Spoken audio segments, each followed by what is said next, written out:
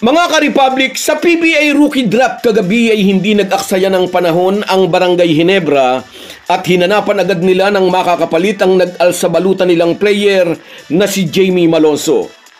Sa first round number 11 pick ay agad pinitas ng Gene King si Sonny Steele, ang tinanghal na draft combine MVP.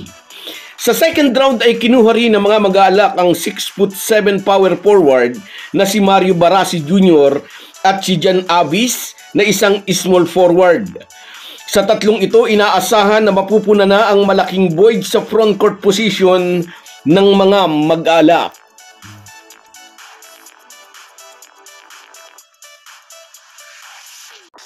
Pag-uusapan po natin yan, pero bago ang lahat ay maglalambing po ako sa inyo na isubscribe ninyo itong ating channel at kung di masyadong makakaabala ay i-like at paki-share na rin ninyo.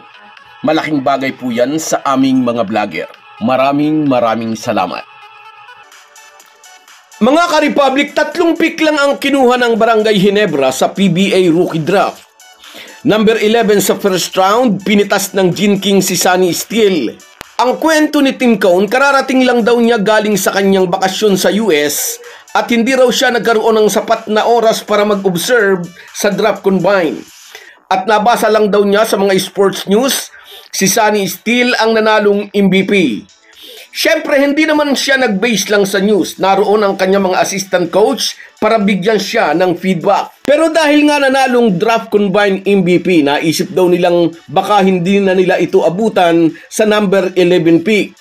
At medyo nagulat daw sila, available pa si Steele nang dumating ang kanilang turno sa pagpili. Si Sonny Steele naman, nasorpresa daw siya nang marinig niya ang kanyang pangalan na tinawag ni New Ginebra Assistant Coach Johnny Abarrientos. Nagulat ako na Ginebra, tinawag ako.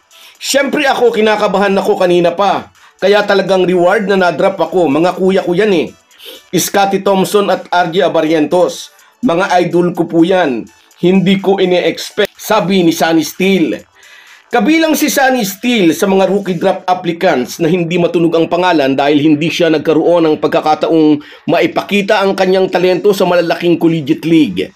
Nagpalipat-lipat kasi siya ng university kaya hindi siya nakapaglaro sa UAAP at NCAA. Although minsan siyang naglaro para sa Letran sa PhilOil Eco Oil Premier Cup. Nasa roster siya ngayon ng Pampanga Giant Lanterns.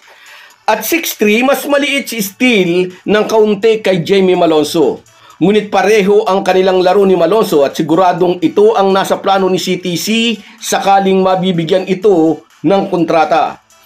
Kasama na ngayon si Norbert Torres, marahil ay isa rin si Sonny Steele sa magiging sagot sa problema ng Ginebra sa kanilang frontline. Masusubukan din ang tikas ng 6'7" power forward na si Mario Barasi Jr., number 1 pick ng Ginebra sa second round. Kapag na-develop at nahasa, malaki ang maitutulong ng Adamson University product sa nagkakaedad ng si Japet Aguilar. Ito ang hinihingi noon pa ng mga Ginebra fans, bigyan si Aguilar ng makakatulong sa ilalim. Kasama si Sammy Steele, Dal Panopio, John Roque at Adrian Ramirez, nahirang din si Barasi bilang member ng Mythical 5 sa draft combine. Sa second round pa rin ng draft, kinuha rin ng Ginebra ang isa pang forward na si Jan Avis ng Perpetual Altas, the same school na pinanggalingan ni Scottie Thompson. Sa 3 pick ng Ginebra, kitang-kita ang kanilang pagnanais na palakasin ang kanilang frontline position. Nakita nila ang kanilang kahinaan kung saan nasamantala sila ng kanilang mga kalaban sa mga nakaraang conference. Sa mga Ginebra fans, hindi man tayo nakakuha ng malalaking pangalan sa rookie draft, magtiwala lang tayo sa proseso. May magandang kapalarang naghihintay sa Barangay Ginebra. So guys, yan lang muna. Hanggang sa muli.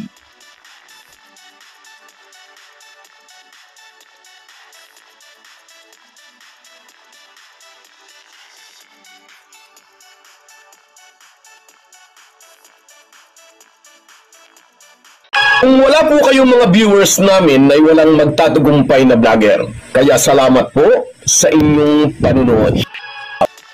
Shoutout sa iyo, Norman Flores. Maraming salamat sa laging pagsuporta, idol.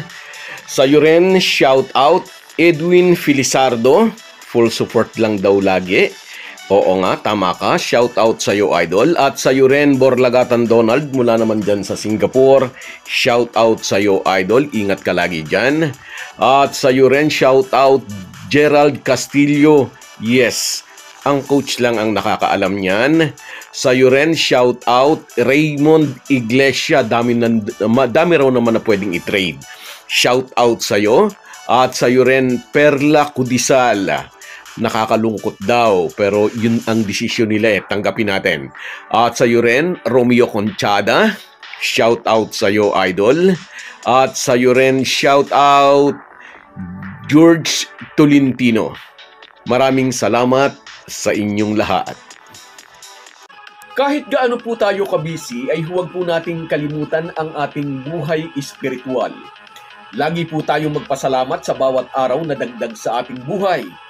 Malaki po ang maitutulong ng pananalangin araw-araw. Isang paalala po mula sa inyong Halo-Halo Sports Republic.